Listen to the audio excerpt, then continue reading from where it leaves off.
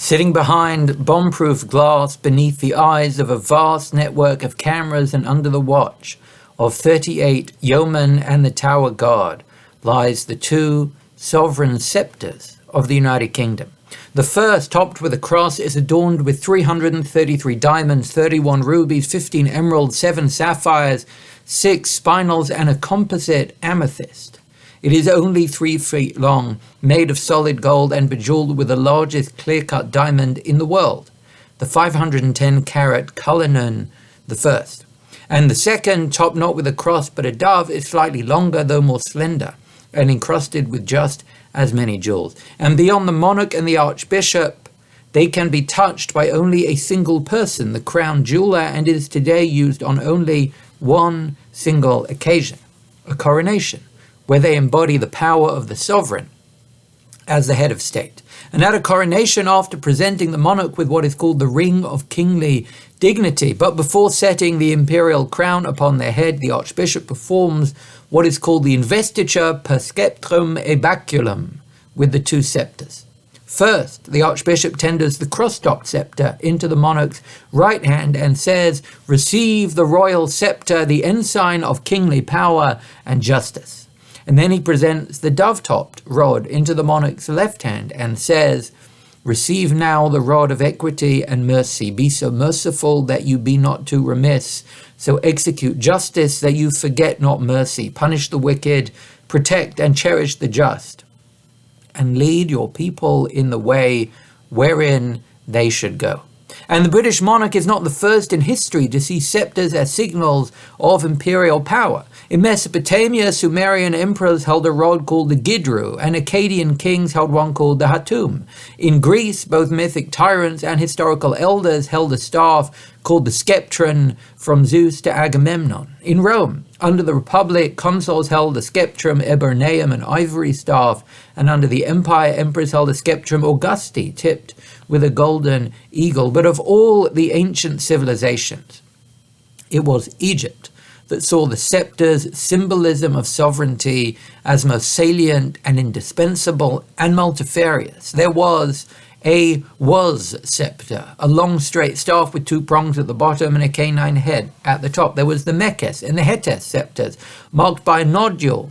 In the middle there was the Heka scepter, a blue and gold staff with a hooked top like a shepherd's crook. There was the Sechem scepter and the Kerep scepter and the Abba scepter, all of which consist of a papyrus handle clasping a flat paddle. And beyond these scepters, the pharaoh held an achachta flail similar to a whip and an amish mace similar to a club. So from the palaces of Greece and Egypt and Mesopotamia to the castles of England and imperial Europe, rods, staves, staffs, and scepters have signaled state power for millennia in almost every age and every place that any king or queen has ever reigned. Which leads us to a puzzling scene and a pivotal moment in the life of Moses.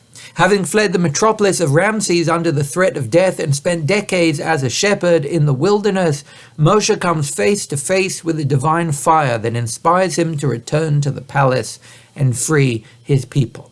But it takes days of negotiation, and Moshe leans on a whole host of explanations as to why the mission would fail, culminating in the idea that even if he would succeed at speaking, the people would never believe him. Heim lo ya'aminu li. They will not believe me, v'lo yishma'u v'koli, or listen to my voice. At which point God asks Moshe a rather strange question. V'yomei elav Hashem, God said to him, Ma zeh biyadecha?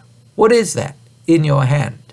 To which Moshe responds quite simply, Mateh, a staff. And this is our question.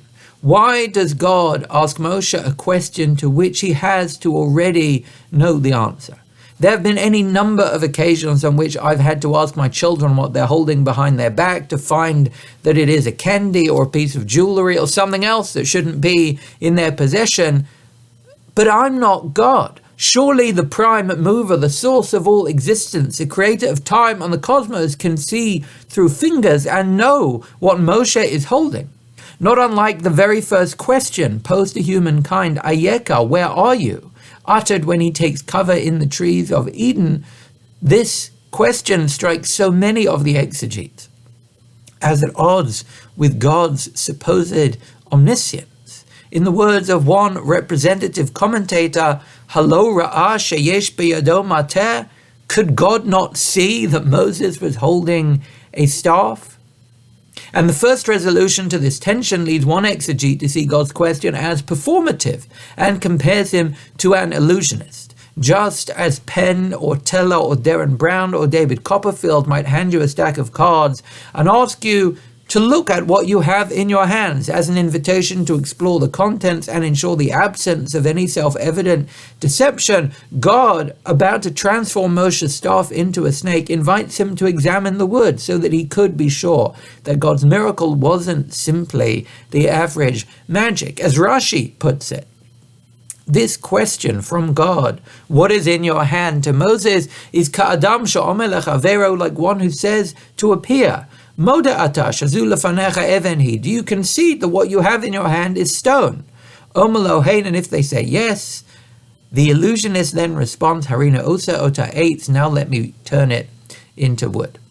But a number of the more recent exegetes take a radically different view and see God's question here not as stagecraft, but sincere, looking not for Moshe's procedural confirmation, but a real response. When God asked Moshe what he had in his hand in this reading, he did not know what Moshe would say, and not because he couldn't see what he was holding, but because the nature of the object that he was holding was in many ways up to Moshe. Just as Egyptian emperors and English monarchs have different scepters for different purposes, the Hebrew language has 3 different names and designations for a nondescript handheld piece of wood. It can be called a makel, a rod, a mishenet, a cane, or a mateh, a staff. The makel or rod is a tool of the shepherd, used for goading sheep or repelling their predators. The mishenet or cane is an instrument for the elderly or ailing to lean on for support, and the mateh, a staff, is not quite a tool or an instrument at all, but a symbol of influence carried by a guide, a totem, rooted in the word lintot, to incline or sway, to steer or persuade others to follow its carrier. And for a range of these commentators, these 3 names reflect 3 species of political power. The rod or makel resembles the dictator who threatens and intimidates and terrorizes their subjects. The cane, the mishenet, captures the oppressor who preys upon their population and leans upon their people as a crutch for their own ends. And the staff, the mateh, which neither serves the holder as a weapon or a prop, is a symbol of the non-instrumental power present in the capacity to persuade others to see the world in a new way, by presenting a vision, embodying conviction, and being a living example. And Moshe, asked by God, Mazeh biyadecha, what is in your hand, could have answered with either of the instrumental options with ease. He was not young and used the stick as a cane to lean on, and he was a shepherd who used the stick as a rod to control his flock. But made to reflect on his role and his summons, Moshe reimagines his standing and understands God's intimation, that if he wants the people to believe him, it will not be through the means of brute force or the imposition of political power, but through persuasion, not with a makel or a mishenet, but a mateh. One can imagine Moshe's reply with the word mateh, leading God to respond with the words now said to English monarchs when they are crowned with power.